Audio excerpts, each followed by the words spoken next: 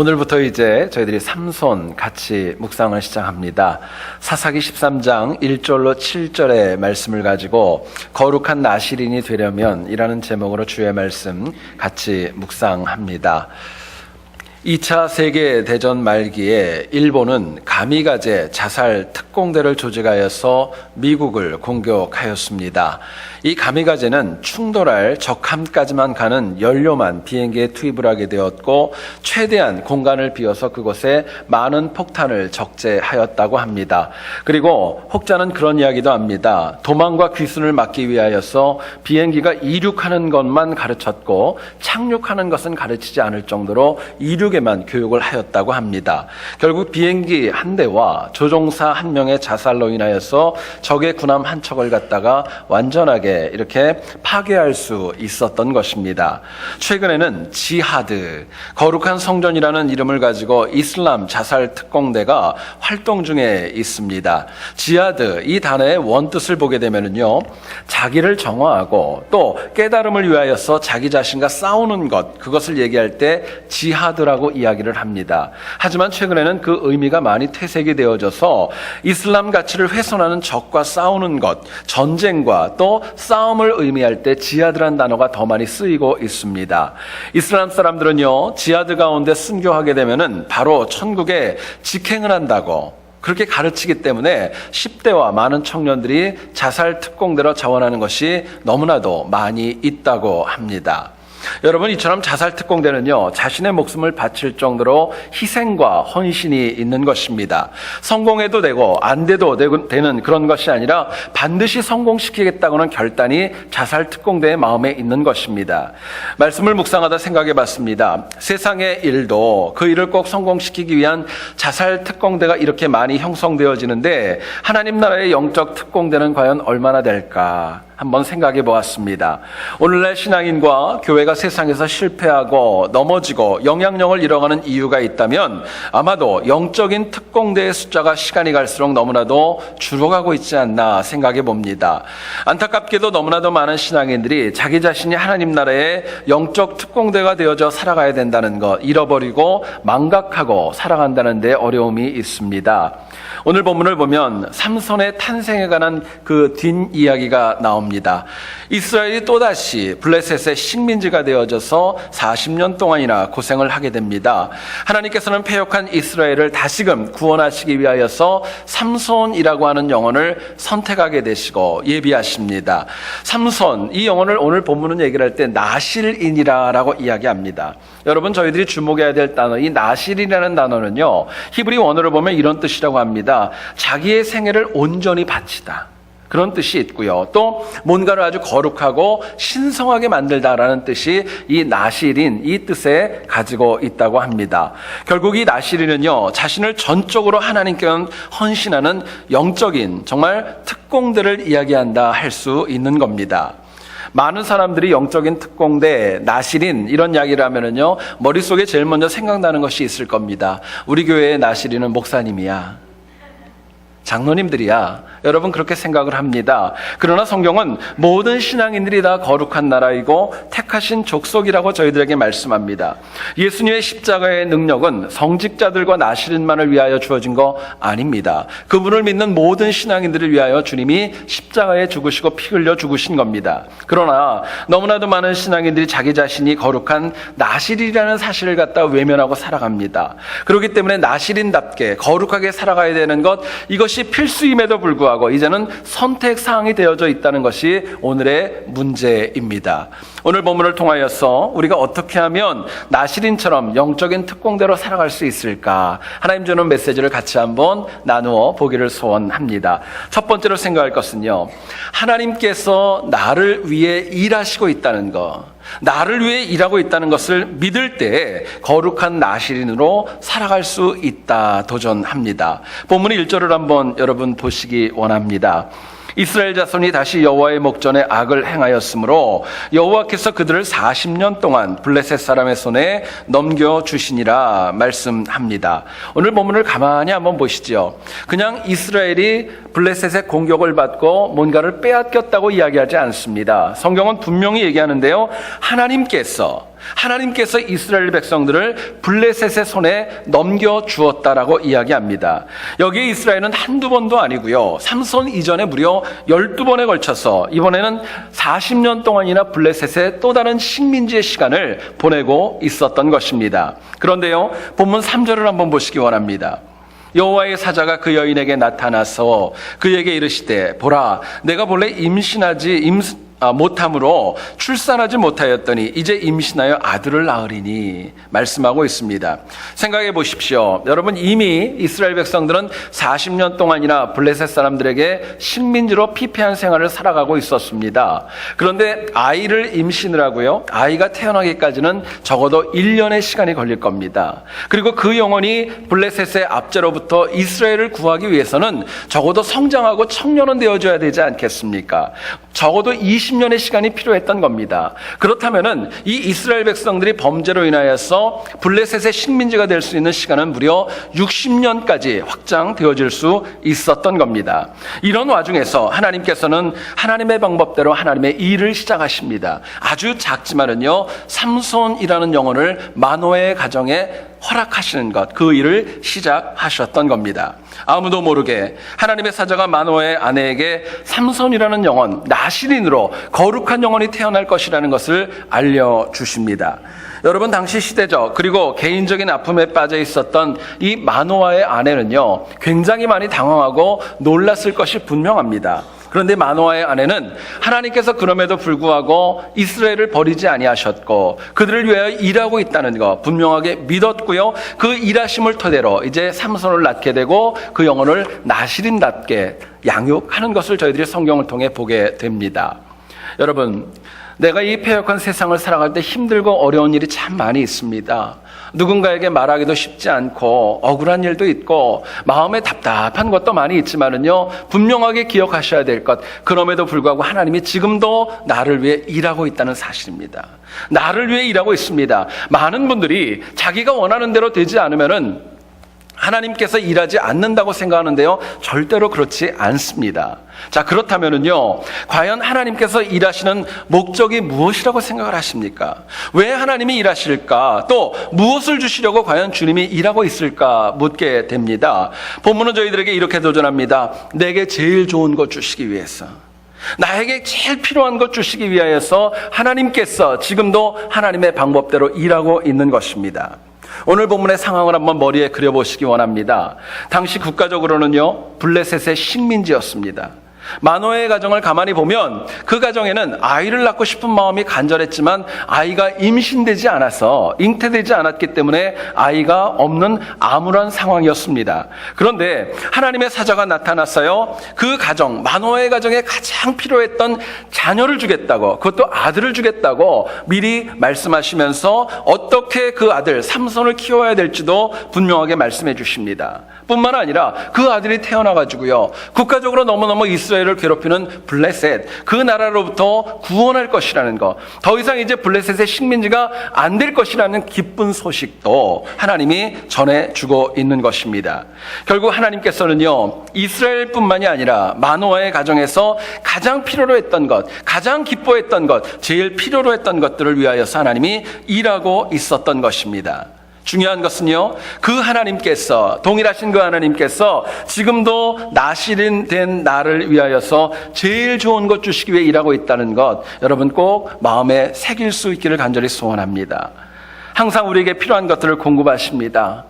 필요한 사람들을 저희들에게 만나게 하시고요, 때로는 어렵고 힘든 일이 있을 때 막아주시기도 하고요, 막혀져 있는 모든 것들을 하나님의 방법대로 열어서 길을 열어주시기도 합니다. 대부분 내가 구하지 않은 은혜까지도 채워주셔서 모자람 없이 이끌어주신 하나님의 은혜가 우리들의 삶 가운데 있습니다. 문제는 인간이 하나님께서 가장 좋은 것을 주심을 알기보다는 너무나도 망각하고 모르고 살아간다는 데 어려움이 있습니다.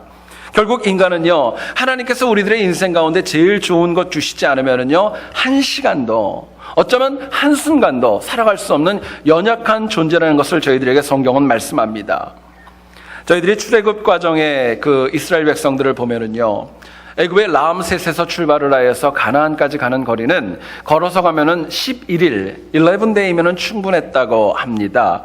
그런데 하나님께서는 이스라엘 백성들을 무려 40년 동안이나 광야에서 훈련해 하셨습니다. 생각할수록 너무나도 큰 시간적인 낭비였고 인내가 필요한 시간이었었습니다. 그런데 하나님께서는요, 그 기간 동안에 그냥 이스라엘 백성들 내버려뒀던 거 아닙니다. 만나를 주십니다. 음식보다 더 중요한 하나님의 말씀이 있다는 거 그들에게 교훈해 주십니다.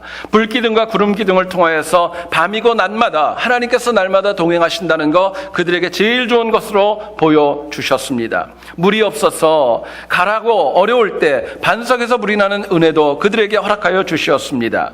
이방민족과 전쟁이 있을 때 하나님께서 전적으로 개입하심으로 인하여서 모든 전쟁을 다 승리할 수 있도록 이끌어 주셨습니다. 그런데요, 여러분 생각하면 생각할수록 이스라엘 백성들이 살아왔었던 40년의 그 기간과 장소는 광야였다고 성경은 얘기를 합니다. 광야는요, 생명이 있는 땅이 아닙니다. 그 땅은 죽음의 땅입니다. 생명이 자랄 수 없고 바위밖에 없는 죽음의 땅이었던 거예요. 하지만 이스라엘 백성들 광야 40년 동안에 두 세컨드 제너레이션이 다 지났지만은요, 실제로 보게 되면 인원이 줄지도 않았고 오히려 번성한 모습을 보여줍니다. 이유가 있습니다. 하나님께서 그들 백성들에게 제일 좋은 것들 주시기 위하여 일하고 또 일하셨기 때문이었습니다. 여러분, 우리의 인생도요, 광야와 같을 때가 많이 있습니다. 우리가 살아가는 세상을 보게 되면요, 광야와 같아요. 광야는 내가 할 수 있는 것보다 할 수 없는 것이 더 많은 것처럼 이 세상도 내가 할 수 있는 것보다 없는 것이 더 많이 있습니다. 광야는 우리가 계속 머물 수 없는 것처럼 이 세상도 역시 내가 영원히 사는 거 아닙니다. 광야는 나를 보호하기보다는 공격하는 것이 더 많이 있는데요, 이 세상도 다르지 않는 것입니다. 그런데도 불구하고 우리가 나를 위해 일하시는 하나님의 은혜와 나를 위해 제일 좋은 것을 주시는 하나님의 은혜를 너무나도 쉽게, 너무나도 자주 망각하고 있다는 데 우리의 어려움이 있는 것입니다. 우리들의 개인적인 삶뿐만에 하나님 주시는 거 아닙니다. 과학적으로 증명을 하더라도요, 하나님께서 우리들에게 제일 좋은 것을 주시기 위해서 너무나도 많은 일을 하고 있다는 것을 보게 됩니다. 어떤 책을 보다 나온 이야기인데요, 지구가 자전하는 속도가 1600km라고 합니다. 그런데 이것이 160km, 만약에 10분의 1로 줄어들게 되면은요, 인간이 낮에는 타고 밤에는 얼어 죽을 정도로 기온 변화가 심하다고 합니다. 지구가 23.6도가 이렇게 기울어져 있는데요, 만약에 지구가 평면이 되어진다면은요, 역시 하루에 2번 지구는 물에 잠기고 또 벗어나고 이런 것이 반복되어진다고 합니다. 지구의 두께가 만약에 3m 정도만 두꺼웠다면요, 모든 동식물들은 존재할 수 없다고 합니다. 지구의 대기권이 조금만 얇으면요, 지구 곳곳은 시간마다 우주로부터 떨어지는 별똥별, 유성을 통하여서 불바다가 될 수밖에 없다고 과학자들은 이야기합니다. 결국 하나님께서 광야 같은 이 인생 가운데 제일 좋은 것을 공급하여 주시고 때마다 일마다 막아주시고 열어주시기 때문에 우리가 지금의 삶을 평안하게 살아갈 수 있다고 말씀하는 겁니다.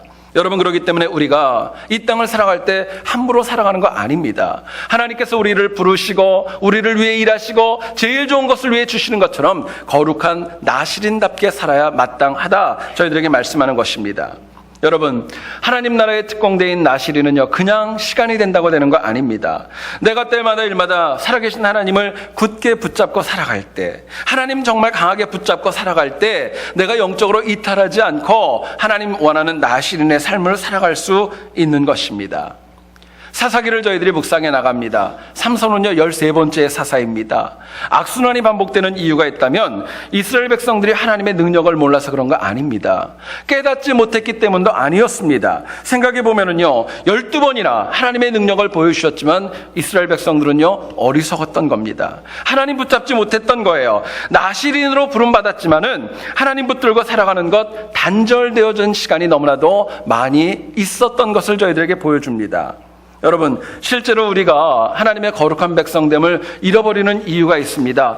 하나님을 붙잡고 있는 영적인 끈이 나도 모르게 끊어져 버리기 때문에 그렇습니다. 우리가 하나님 붙들고 살아가는 것 끊어지고 놓치면은요, 세상에 아무리 많은 은혜가 있다 할지라도 그것은 남의 이야기입니다. 옆에 있는 사람은 은혜 받고 펄쩍펄쩍 뛰면서 감사로 찬양하는데 내 이야기가 아니고 내가 하나님과의 영적인 끈이 끊어지게 되면은요, 아무리 귀한 말씀이 들려줘도 남의 이야기가 되는 것입니다. 여러분, 안타까운 것은요, 오늘날 너무나도 많은 신앙인들이 본인과 하나님의 관계가 끊어진 줄도 모르고 살아가는 분들이 너무 많이 있습니다. 어디서 어떻게 끊어졌고 심지어 끊어졌음에도 불구하고 전혀 불편한 거 없이 그냥 좋은 그대로 똑같이 살아가는 그런 모습이 우리에게 너무나도 많이 있습니다. 여러분, 교회 오면 기쁘시죠? 안 기쁘십니까? 교회 오면 기쁘시죠? 교회 오면 혹시 여러분 힘드신 분이 있으십니까? 교회가 힘들게 하는 겁니까? 내가 힘든 겁니까? 한번 생각해 보셔야 돼요.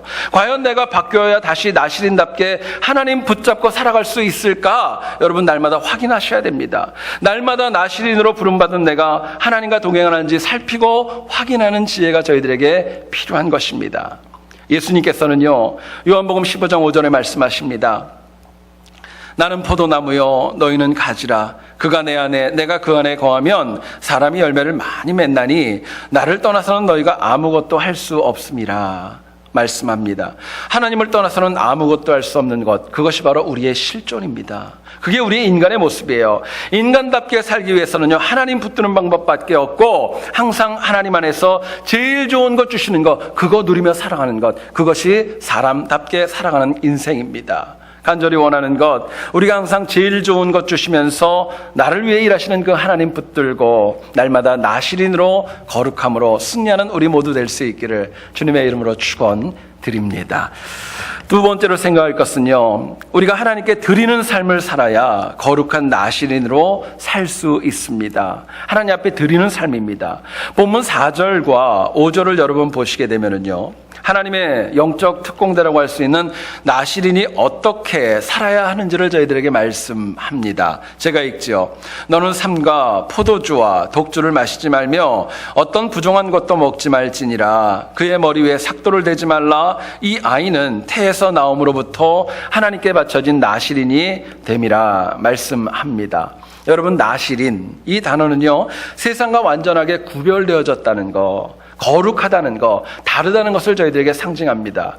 여러분, 오늘 이 본문 4절과 5절을 만약에 역설적으로 해석을 한다면요, 나시린과 다른 일반 이스라엘 백성들이 가지고 있는 모습이 있었습니다. 당시 유대인들은요, 포도주와 독주도 마실 수 있었던 겁니다. 때로는 부정한 것을 먹을 수도 있었고, 머리가 길어지면요, 자를 수도 있는 그런 삶을 살아갔습니다. 그런데요, 나시린은 내가 아니라 하나님을 위해 살아야 된다는 것을 강조합니다. 추상적으로 하나님 위한다는 그런 거, 머리로만 위한다는 거, 그런 거 아닙니다. 실제적으로 하나님 앞에 내 전인격을 들여서 봉헌하기를 원하는 것, 그 삶을 살아갈 때에 하나님께서 우리를 거룩하게 이끌어 주신다고 말씀하는 것입니다. 먹는 것, 마시는 것, 심지어는 입는 것과 그리고 사람과의 인간관계에 있어서도 하나님 앞에 드릴 정도로 거룩하게 구별되어지는 것, 나시린에게 하나님 요구하시는 요청이자 도전입니다.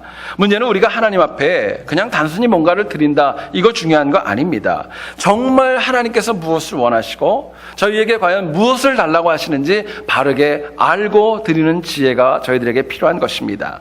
자, 그렇다면은요, 나시린으로서 하나님 앞에 드리면 거룩하다고 말씀을 하는데요, 이 하나님 앞에 드리는 삶, 우리가 많은 것들이 있지만 오늘 이 시대에 과연 이것을 어떻게 적용할 수 있을까 묻게 됩니다. 저는 말씀을 묵상하다 한번 이렇게 말씀을 풀어갔습니다.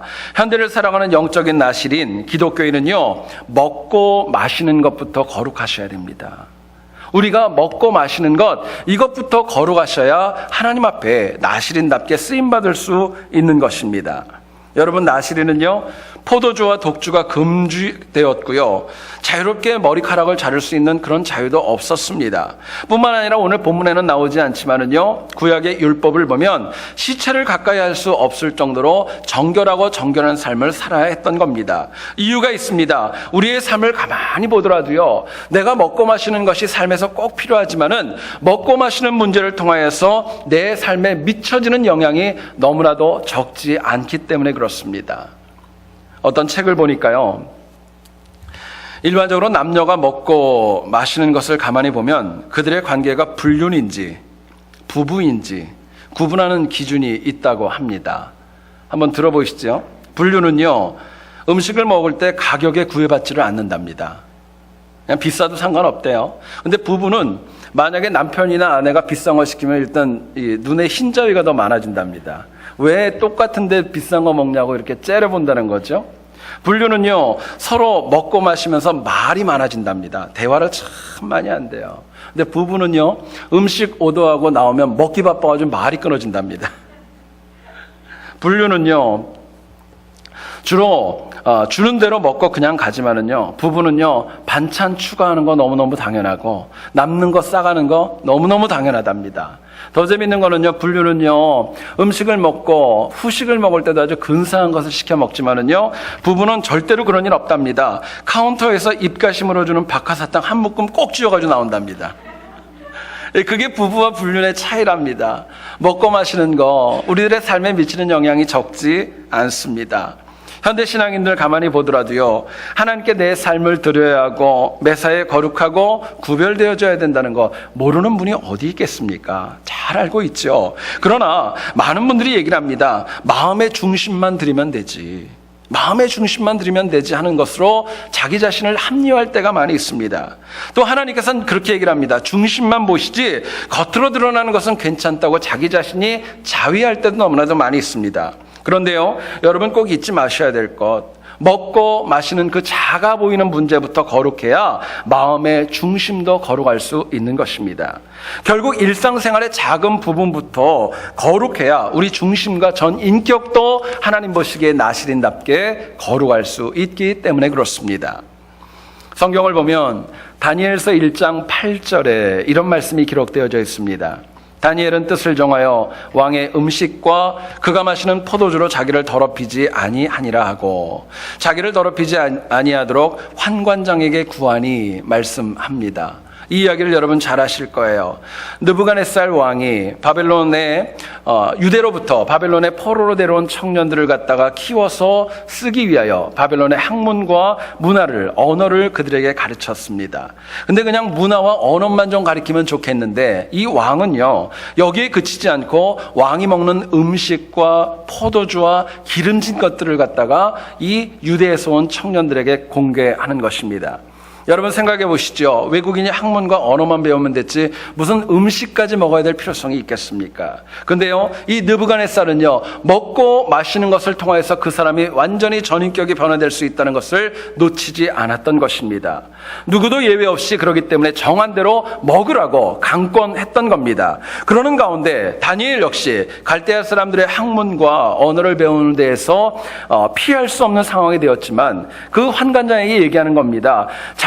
채식을 택하여 가지고요, 자신을 더럽히지 않게 해달라고 부탁하는 것을 여러분 아실 겁니다. 여기서요, 이 더럽히다라는 말이 그 히브리 원어를 보게 되면요, 신성을 못 오가다는 뜻이 있고요, 영적으로 자기 자신이 더럽혀진다라는 뜻이 있습니다. 음식을 통하여서 영적으로 더러워질 수 있다는 거 성경이 저희들에게 말씀하고 있는 것입니다. 결국 우리가요, 일반 생활 속에서 무엇을 먹고 무엇을 마시는가에 따라서 그 사람의 삶과 인생의 방향성도 바뀔 수 있다는 것을 저희들에게 이야기합니다. 그렇기 때문에요, 먹고 마시는 문제, 이거 절대로 작은 문제 아닙니다. 굉장히 큰 문제이고 기본이고 기초이면서도 우리들의 삶의 근간을 이룰 만큼 중요한 문제입니다. 이유가 있습니다. 음식을 통하여 나도 모르게 하나님을 멀리 할 수도 있기 때문에 그렇습니다. 뿐만 아니라 음식 때문에 나도 모르게 누군가를 실족하게 하는 것도 음식 때문에 일어날 수 있는 것입니다. 그러나 역으로 보게 되면은요, 먹고 마시는 문제로 인하여 내 영적인 생활이 거룩하게 될 수 있습니다. 성경은 우리가 결국 무엇을 먹고 무엇을 마셔야 될지를 그러기 때문에 자세하게 이야기합니다. 이스라엘 백성들이요, 가나안 땅을 향하여 갈 때 율법에서 하나님께서는요, 무엇을 먹고 무엇을 먹지 말아야 될지를 굉장히 자세하게 말씀하셨습니다. 광야였었습니다. 광야임에도 불구하고요, 이거는 먹으면 안 돼, 이거는 먹어야 돼, 하나님 말씀하셨던 겁니다. 짐승의 경우를 보게 되면은요, 쪽발이 갈라지고 되새김질을 하는 것 먹어야 된다고 말씀하셨고, 둘 중에 하나만 하지 않는 경우가 있다 할지라도 그거 먹지 말라고 말씀하신 겁니다. 생선도 마찬가지예요. 지느러미가 있고 비늘이 있는 건 먹어도 되지만 둘 중에 하나라도 없으면 먹지 말라고 이야기했던 것입니다. 이유가 있습니다. 이처럼 음식에 순종할 때 하나님의 백성답게 거룩할 수 있기 때문에 하나님 명령하신 겁니다.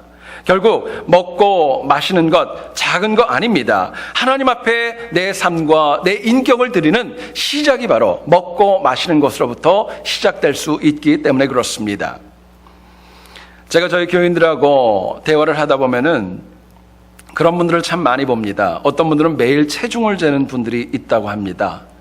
그리고 어떤 분들은 그냥 무관심하게 넘어가는 분들도 많이 있다는 이야기도 듣습니다. 일반인들은요, 체중 관리에 관해서 그렇게 예민하지 않습니다. 그렇죠? 어떤 분들은 그냥 살찐 대로 그대로 살기도 하고, 빠지면 감사함으로 또 하루하루 살기도 하고, 그렇게 중요한 거 아닙니다. 그런데요, 모델이라든가 운동선수의 경우에는요, 이 먹고 마시는 것이 얼마나 예민한 문제인지 모릅니다. 특히 체중 제한이 있는 운동선수에게는요, 먹고 마시는 문제는 정말 굉장히 중요하고 성공과 승리에 영향을 주는 중요한 요소가 된다고 합니다. 제가 어떤 책을 보니까요, 그렇게 얘기를 하더라고요. 권투 선수들 여러분 아시죠? 그분들은 체급에 따라 경기를 하지 않습니까? 조금이라도 체급을 줄이기 위해서, 체중을 조절하기 위해서 그들은 물도 마시지 않는다고 합니다. 아침에 일어나면은요, 얼마나 몸이 건조한지요, 입술이 이렇게 갈라질 때도 적지 않다고 합니다. 모델들이요, 이 디자이너가 옷을 잘 만들어 놓은 걸 갖다 잘 소화하기 위해서는요, 심지어는 설사약까지 먹어가면서 체중을 줄인다는 이야기도 들었습니다. 연예인들 여러분 보시면은요, 아무리 많은 돈을 벌어도 자기 먹고 싶은 대로 먹으면 살지 못하는 거 참 많이 보지 않습니까? 그들을 보게 되면은요, 식단을 짜서 먹기도 하고, 특히 여자분들은 보니까, 제가 책을 보니까 그렇게 나오더라고요. 다이어트 셔츠가 있대요. 너무 궁금해요. 어떻게 생겼길래 이 옷만 입으면 체중이 빠질까? 그런 셔츠까지도 입고 다녀야 인기를 유지할 수 있다고 합니다. 결국 그렇게 철저하게 체중 관리를 해야 열매가 있고 상급이 있고 사람들의 인정이 있기 때문에요, 먹고 마시는 거 주의하는 것입니다. 여러분, 그렇다면은요, 하나님께서 나시린 된 우리가 내 마음대로 먹고 마시는 거, 탐식하는 거, 하나님 그거 기뻐하지 않습니다. 꼭 기억해야 될 거는요, 성경을 보면은요, 제가 한번 탐식이라는 단어를 쳐봤어요. 굉장히 많이 나옵니다. 이 탐식을 갖다가 하나님께서는 기뻐하지 않고요, 하지 말라고 얘기를 합니다. 몇 가지를 소개하면 이렇습니다. 잠언 23장 21절을 보면 이렇게 얘기를 합니다. 술 취하고 음식을 탐하는 자는 가난하여질 것이요, 잠자기를 즐겨하는 자는 헤어진 옷을 입을 것임이니라 이야기합니다. 잠언 23장 2절, 내가 만일 음식을 탐하는 자이거든 내 목에 칼을 둘 것이니라 이야기합니다. 또 잠언 23장 7절은요, 음식을 탐하는 자와 사귀는 자는 아비를 욕되게 하는 자니라 이렇게까지 얘기하는 것을 저희들에게 보여줍니다. 여러분, 우리가 살아가는 이 땅 미국은요, 음식에 부족함이 없습니다. 얼마나 풍성하고 얼마나 많이 있는지 모릅니다. 그렇기 때문에 먹는 것도 많지만은요, 사실은 버리는 것도 적지 않은 것이 우리의 현실입니다. 나도 모르게 여러분 탐식할 때가 참 많이 있지 않습니까? 주변에 있는 분들 한번 가만히 한번 얘기 들어보세요. 나는 너무너무 배고파, 이런 분이 많습니까? 아니면 나는 너무 많이 먹었어, 그런 얘기하는 분들이 많습니까? 한번 생각해 보시라고요. 너무 많이 먹는 분들이 많이 있고요. 심지어는요, 주일 점심시간에 저희 교회 점심을 먹고 나서 이렇게 버려지는 음식을 보면 때로는 참 마음이 많이 아픕니다. 그 음식이 있다면 또 얼마나 많은 사람들이 살아날까 생각하면은요, 너무너무 마음이 아픕니다. 조금만 조심하면 탐식을 피할 수 있고 건강도 유지할 수 있고 많은 이득이 있다는 것 저희들에게 하나님 말씀하시기 때문에 그렇습니다. 여러분, 나신이 된 우리 하나님 앞에 거룩하게 살기 위해서는요, 먹고 마시는 것, 그 가운데 고린도전서 10장 23절의 말씀을 꼭 잊지 말기를 소원합니다. 고린도전서 10장 23절을 보면 이렇게 얘기를 합니다. 모든 것이 가하나 모든 것이 유익한 것이 아니요 모든 것이 가하나 모든 것이 덕을 세우는 것은 아니니라 이야기하고 있습니다. 우리가 주변에 많은 음식을 먹을 수 있습니다. 그러나 그것이 유익과 덕이 되는지 여러분 살펴보셔야 됩니다. 주변에 많은 음료수들이 있고 마실 수 있는 것들이 많이 있습니다. 그것 역시 하나님 보시기에 덕이 되고 유익이 되는지 꼭 살펴보셔야 마땅한 것입니다. 여러분, 우리가 성경을 보게 되면은요, 청년들이 그런 얘기를 참 많이 합니다. 성경에 담배 피지 말라는 말이 어디 있었냐고. 그런 말을 참 많이 합니다. 참고로 여러분 아셔야 될 것은요, 그 시대는 담배가 없었습니다. 담배가 없었어요. 결국 담배 피면 지옥 간다, 이런 말은 없습니다. 그러나 덕이 안 되고 건강을 해치고 하나님 기뻐하지 않기 때문에 하지 말라고 저희들에게 말씀하는 겁니다. 여러분, 그렇기 때문에 사도 바울도요, 누군가에게 상처와 아픔이 된다면 자신은 평생 고기를 먹지 않겠다고 고백하기도 합니다. 물론 내가 가진 것을 먹을 수 있고 마실 수 있는 권한, 남의 것 아닙니다. 내 것입니다. 그러나 내가 먹고 마실 수 있는 권한으로 하나님의 영광을 가리고 누군가에게 상처를 줄 수 있다면 하나님 그거 하지 말라고 얘기하는 것입니다. 우리가 먹고 마시는 근본적인 이유가 있다면요, 하나님의 영광을 위하여 먹고 마시기 때문에 그렇습니다. 우리가 하는 모든 것들 다 거룩한 나시린답게 하나님에게 드려야 하기 때문에 우리에게 거룩하라고 말씀하시는 겁니다. 여러분, 굉장히 작아 보이고 사소해 보이는 문제이지만은요, 항상 하나님 믿는 사람답게 먹고 마시는 거룩함으로 인하여서 정말 나시린으로 승리하는 우리 모두 될 수 있기를 다시 한번 주의 이름으로 축원드립니다. 사람은요, 누구나가 그런 성향이 있습니다. 평범한 것보다는요, 특별한 것을 좋아합니다. 한번 여러분 스스로에게도 한번 물어보세요. 내 자신이 평범한 걸 좋아하는가, 특별한 걸 좋아하는가?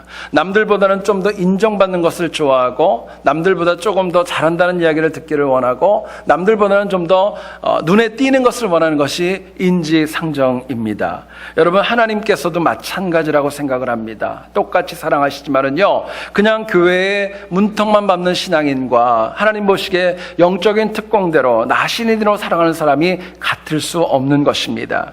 하나님께서는 영적인 특공대를 힘있게 쓰십니다. 신앙생활에서 이것은 영생이 걸려있는 문제이기 때문에 우리가 적어도 이슬람의 자살 특공대라든가 가미가제의 그 자살 특공대보다는 훨씬 더 나아야 마땅하지 않겠습니까? 그들보다 고귀한 목적이 있고 해야 될 일이 있기 때문에 그렇습니다. 여러분, 이처럼 나시린답게 살기 위해서는요, 본문은 저희들에게 이렇게 얘기를 합니다. 항상 내게 제일 좋은 것 주시려고 일하시는 하나님 붙들고 살아야 된다. 도전하고요. 또한 먹고 마시는 것부터 거룩하여서 하나님께 온전히 드리는 삶이 되어줘야 된다 말씀합니다. 그래서 우리가 이 패역한 세상을 살아도 하나님의 영적 특공대인 나시린답게 승리하는 저와 우리 모두와 우리 세한교회 될 수 있기를 다시 한번 주의 이름으로 축원드립니다. 우리가 이 시간에 같이